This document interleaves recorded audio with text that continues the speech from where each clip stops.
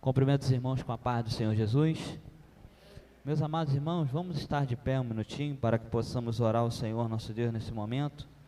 Estaremos orando ao Senhor para que o Senhor use aqui o seu servo, o diácono Cristiano, na ministração da palavra do Senhor nosso Deus, que nós precisamos ouvir a palavra do Senhor. Vamos orar? Senhor nosso Deus, te agradecemos, ó Deus, por estarmos reunidos para cultuar a Ti, Senhor, para glorificar o Teu nome. Deus, que o Senhor continue abençoando o Teu servo, diácono Alvino, e nesta hora nós queremos clamar a Ti, Senhor, pelo Teu servo Cristiano, que estará fazendo uso da Tua palavra. Usa-o, ó Deus, para nos transmitir aquilo que Tu queres falar conosco nesta manhã. Ó Deus, que possamos ouvir a Tua palavra, Senhor, em o nome de Jesus. Abençoa o Teu servo, é o que nós lhe pedimos e já te agradecemos em nome de Jesus. Amém.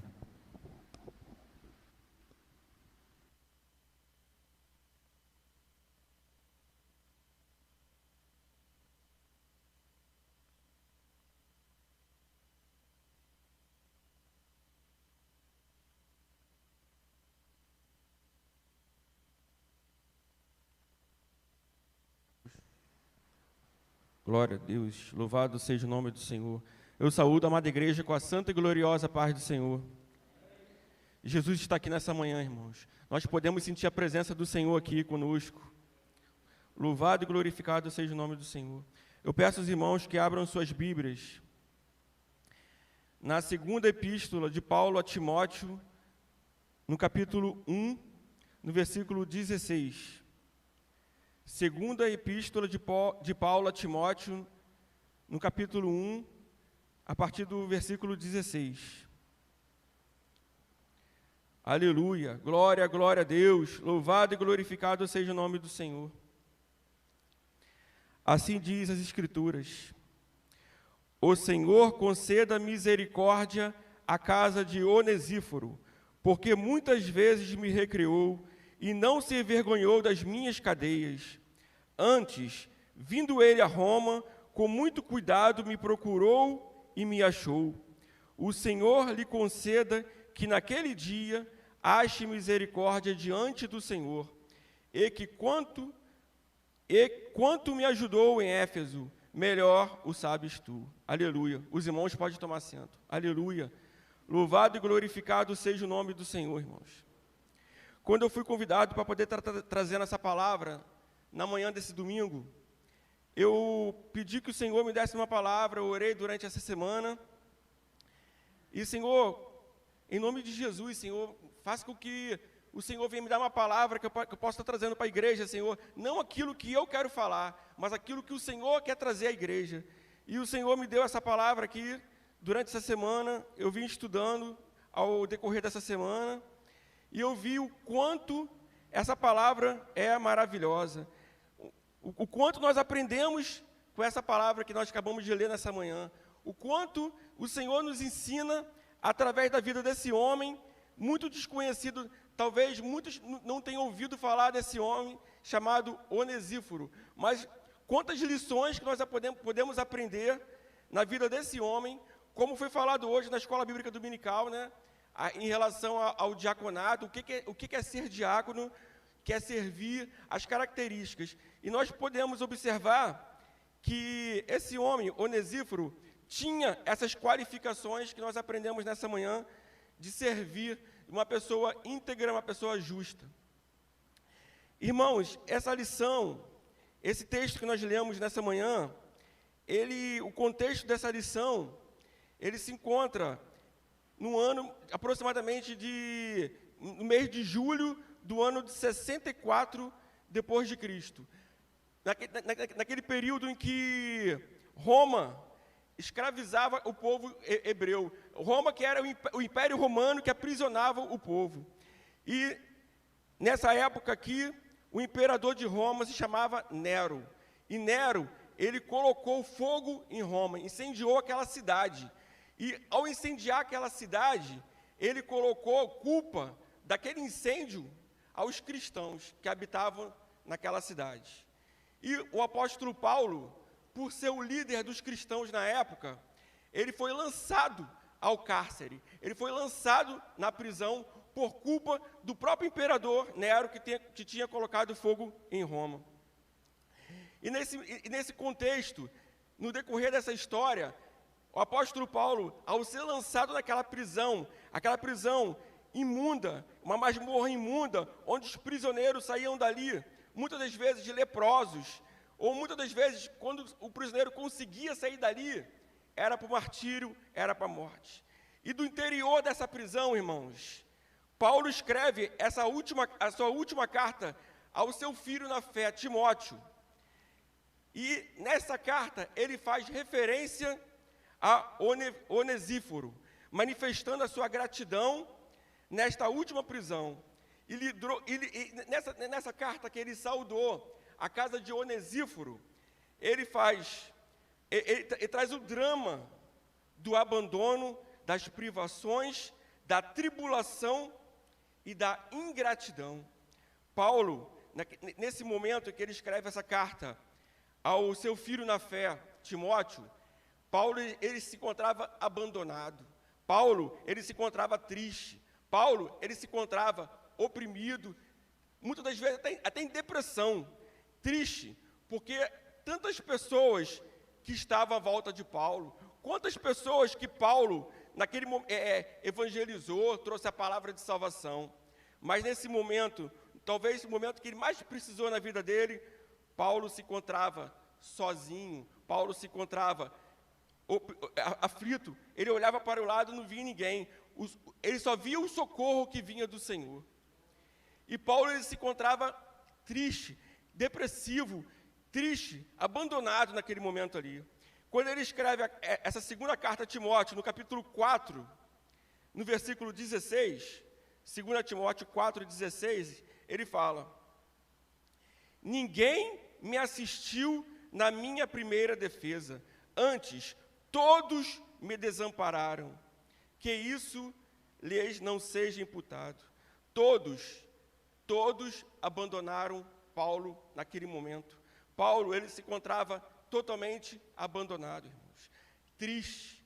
Então ele escreveu naquela carta ao seu filho na fé, Timóteo, ele saudou, ele chegou e falou, no versículo 16, que o Senhor conceda misericórdia à casa de Onesíforo, porque muitas vezes me recriou, não se envergonhou das minhas cadeias.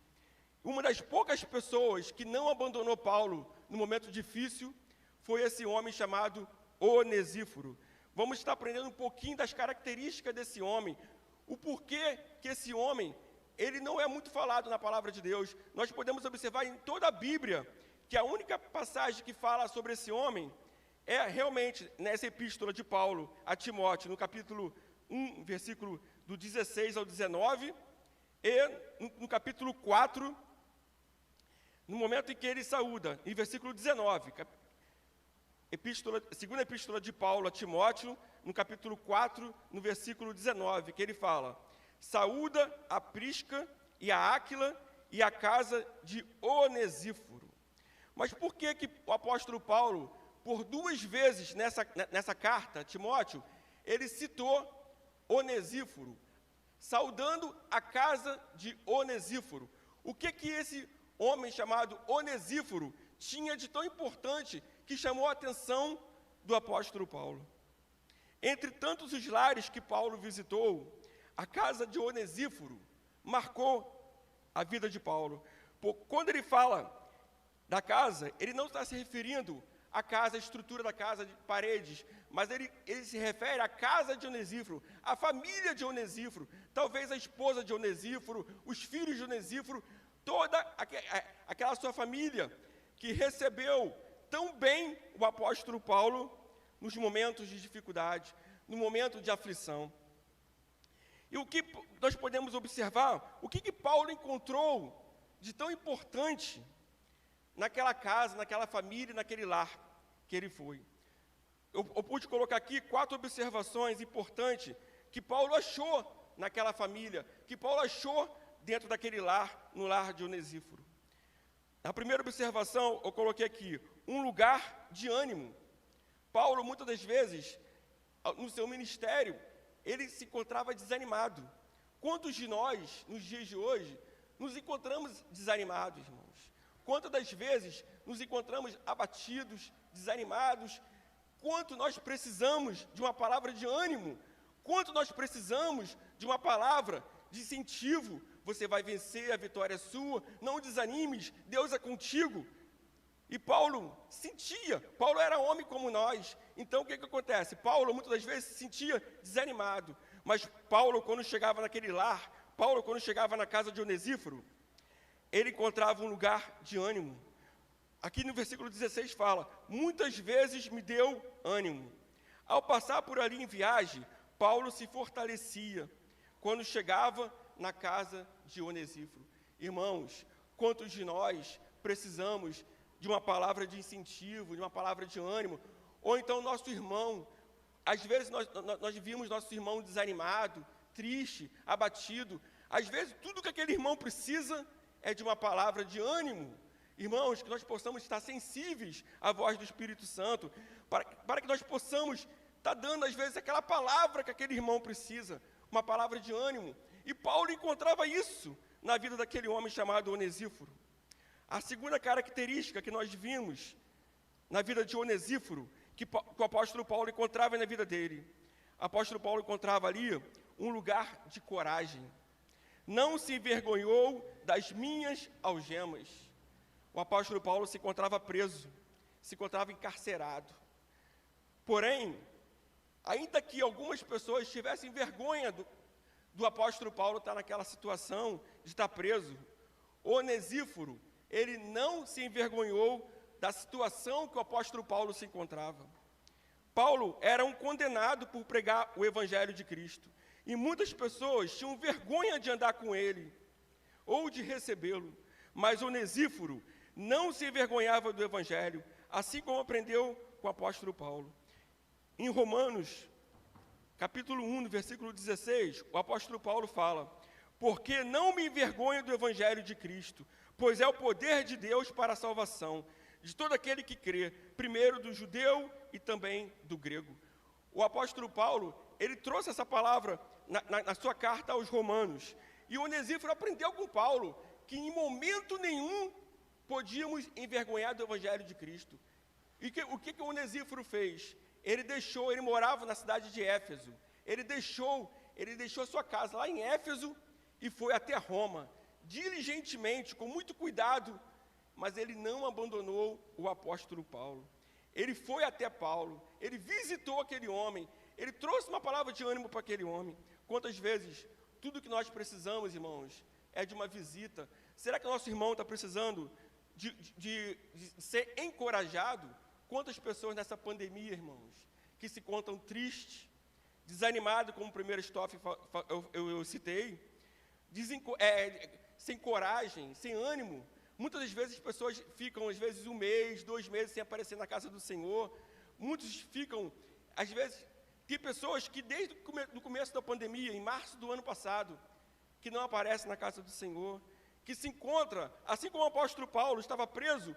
Quantas pessoas se encontram presos, não em cadeias físicas, mas em cadeias espirituais? Quantos estão presos nas garras de Satanás? Quantos estão presos na mão do inimigo? Quantas pessoas que não têm força de vir até a casa do Senhor, de buscar o Senhor, de clamar o nome do Senhor? E tudo que essa pessoa precisa é de um Onesíforo na vida deles, de uma pessoa que possa incentivá-la, que possa dar ânimo, uma pessoa que possa encorajar, irmãos. É tudo que o Senhor Jesus busca em nós, essas características de servo, de servir o nosso irmão, de ajudar o nosso próximo no momento de dificuldade.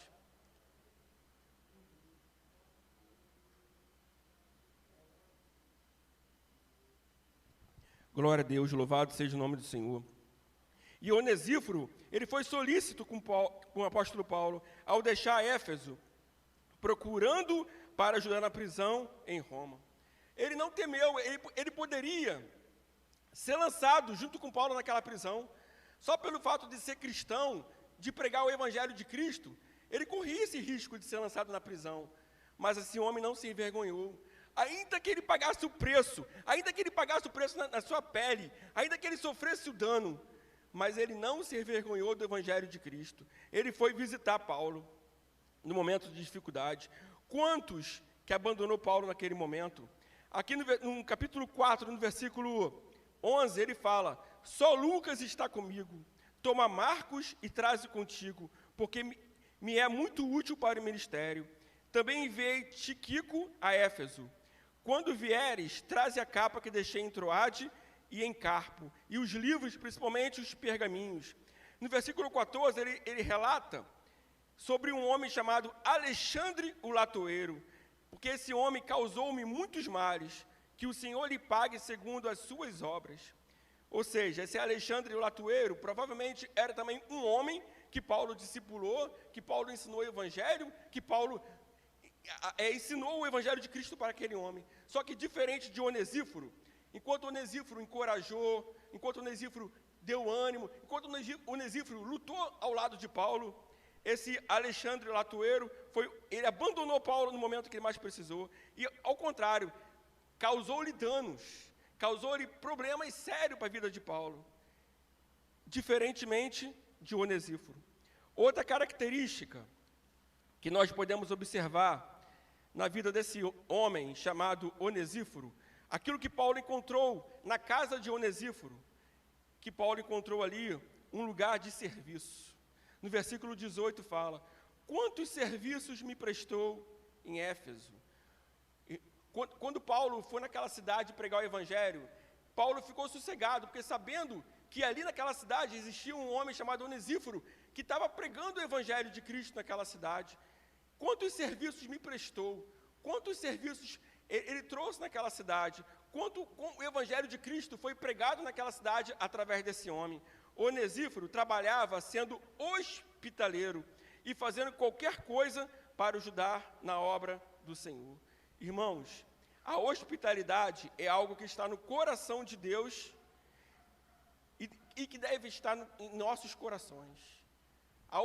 Ser hospitaleiro, o Senhor nos agrada quando nós somos hospitaleiros. Mas o que é ser hospitaleiro? Será que nós estamos sendo hospitaleiro?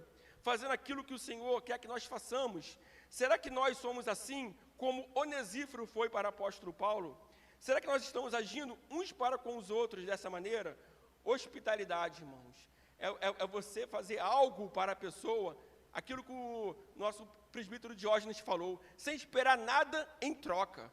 É você fazer o bem, é você servir, é você prestar um serviço para a pessoa, com carinho, com zelo, com amor, sem esperar nada em troca daquela pessoa, simplesmente para agradar o coração de Deus.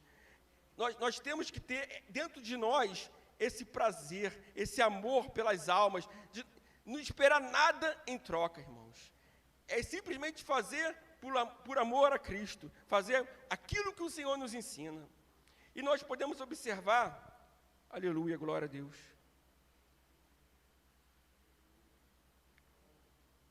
vários exemplos de hospitalidade que a palavra de Deus nos ensina. Eu vou pedir que os irmãos abram suas Bíblias no Evangelho de Mateus, no capítulo 25. Mateus 25, ele nos ensina uma lição preciosíssima a respeito de hospitalidade.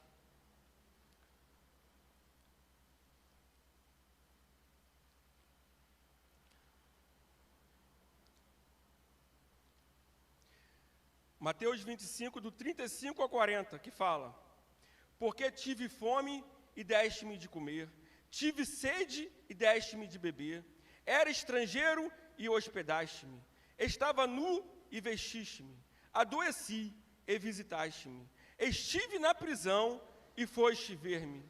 Então os justos lhe responderão: Senhor, quando te vimos com fome e te demos de comer, ou com sede e te demos de beber? Ou quando te vimos estrangeiro e te hospedamos, ou nu e te vestimos?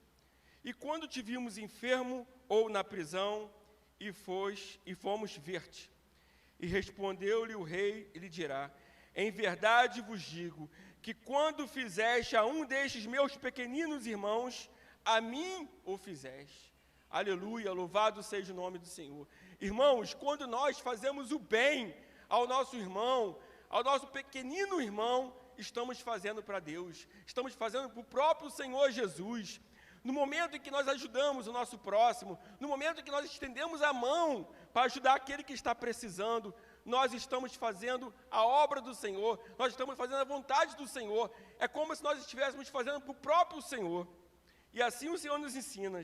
Em Hebreus 13, no versículo 2, fala: não vos esqueceis da hospitalidade, porque por ela alguns, não o sabendo, hospedaram anjos.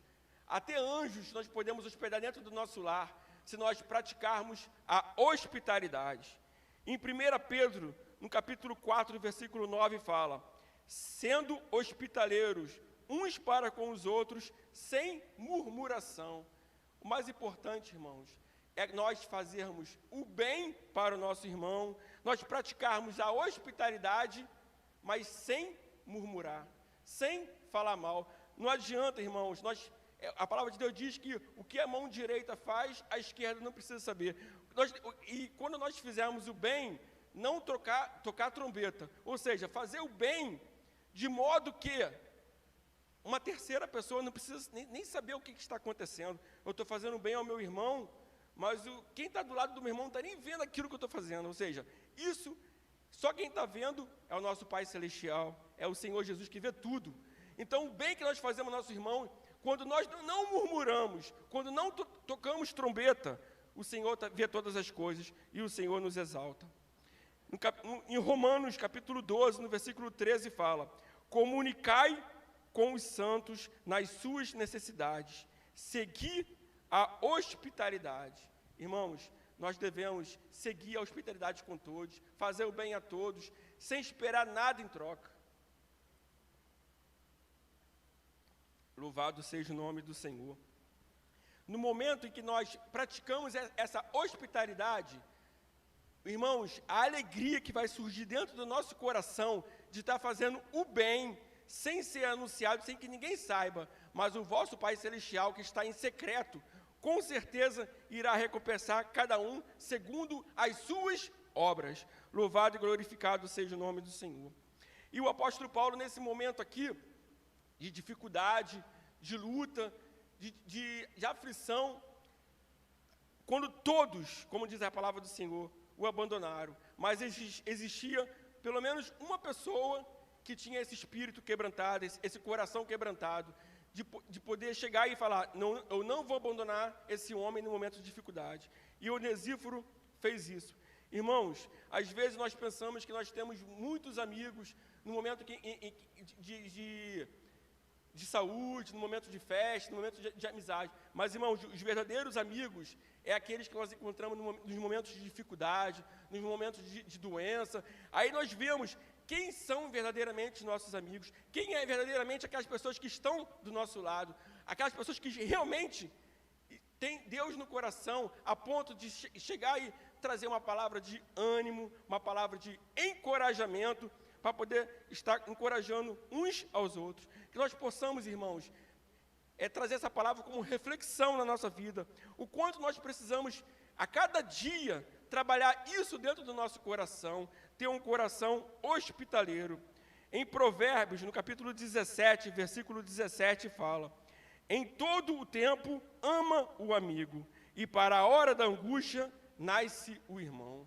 Que no momento de angústia, nós podemos ser aquele Onesíforo na vida uns dos outros, que nós possamos estar buscando diligentemente a fazer a obra do Senhor, sendo uns com os outros, companheiros verdadeiros uns dos outros. E eu agradeço a oportunidade nessa manhã, em nome de Jesus. Amém.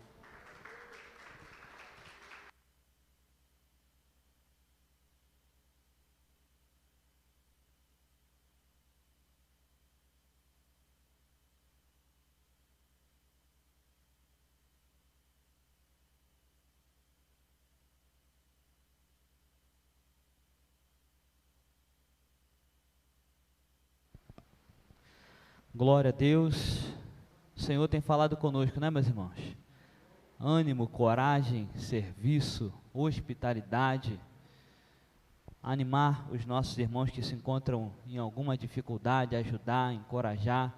Isso é muito importante, porque nos dias de hoje pessoas estão vivendo trancadas dentro de casa, com medo de algo invisível que é este vírus, mas nós precisamos levar a palavra de esperança, que é a palavra do Senhor nosso Deus. Nós vamos estar orando ao Senhor, encerrando e agradecendo ao Senhor por este culto. Estaremos orando pela família da nossa irmã Sabrina, que se encontra enlutada devido ao falecimento do seu pai. Vamos estar clamando ao Senhor para que Deus conforte toda a família da nossa irmã. Esteja de pé, vamos orar ao Senhor nosso Deus. Justificamos também a ausência do nosso pastor Marcos Bandeira, precisou estar indo ao velório do pai da irmã Sabrina, irmão Carlos, por essa razão não está conosco nesse momento. Vamos orar? Senhor nosso Deus, graças te damos, ó Deus, pela tua palavra, a qual o Senhor tem falado aos nossos corações nesta manhã. Ó Deus, que possamos aplicá-la no nosso viver cotidiano, ó Deus, porque a tua palavra, ó Deus, precisa ser vivida por cada um de nós. Abençoa, Senhor, a tua igreja que recebeu a tua palavra nesta manhã. Senhor, neste momento nós queremos clamar a ti também pela família da tua serva irmã Sabrina, ó Deus, a qual se encontra enlutada, ó Deus, pela perda do seu pai. Que o teu Espírito Santo, Senhor, venha estar consolando toda a família, toda a parentela, para a glória do teu nome, Senhor. Ajuda a família neste momento de dificuldade. Senhor, abençoa este domingo, abençoa este dia, ó Deus, toma a tarde dos teus servos, a noite, aonde nós estaremos nos reunindo neste tempo para louvar e cultuar a ti, Senhor. Toma, Senhor, em tuas mãos todas as nossas dificuldades, ó Deus, as dificuldades dos teus servos que aqui estão, ó Deus, dá saúde aos que estão enfermos, ó Deus, revigora o ânimo de cada um dos teus servos, em nome de Jesus. Senhor, que possamos continuar te servindo, que possamos continuar, ó Deus, trabalhando em prol do teu reino, Senhor, para a glória do teu nome, é o que nós lhe pedimos em o nome de Jesus, amém. Receba do Senhor a sua bênção nesta hora, que a graça do Senhor Jesus Cristo, o amor de Deus, as consolações do Espírito Santo, sejam com todos, e que todos juntos digamos, amém. E a vitória, pelo